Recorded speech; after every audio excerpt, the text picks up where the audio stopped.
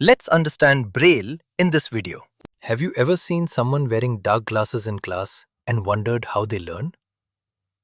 Today I will tell you a sweet story about a girl named Onshangla and her mother Eva. One day, Onshangla came home from school and she felt quiet and thoughtful. Her mother Eva noticed and asked gently what had happened at school. Onshangla said a new boy had joined her class and he could not see, and he wore black glasses. She was curious and a little unsure how he would do things without his sight. Eva smiled and said, "Let us play a game to understand this better." Eva blindfolded Onshangla with a soft scarf so she could not see. The game was gentle and fun, and it used the other senses like touch, smell, taste, and hearing. First, Eva gave Onshangla a soft object to touch and smell. Onshangla felt the shape and sniffed the sweet smell, and she said, "This is a rose." Eva shook a small bell, and Onshangla listened carefully to the sound. She guessed the bell by the jingling noise,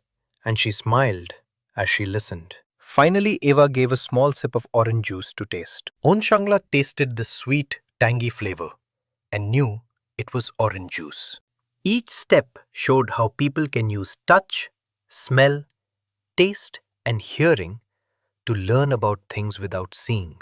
When the game was over, Eva removed the blindfold slowly. Onshangla felt happy and relieved to see her mother, and she said, "Thank you," with joy. Eva then talked kindly about the new boy in class who cannot see. She explained that sight is only one way to know the world.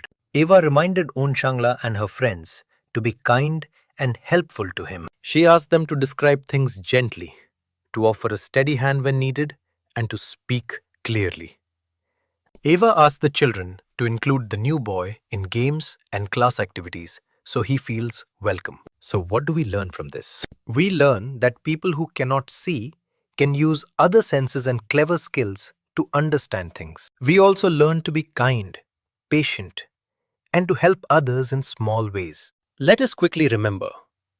Onshangla played a blindfold game. She used touch, smell, taste, and hearing.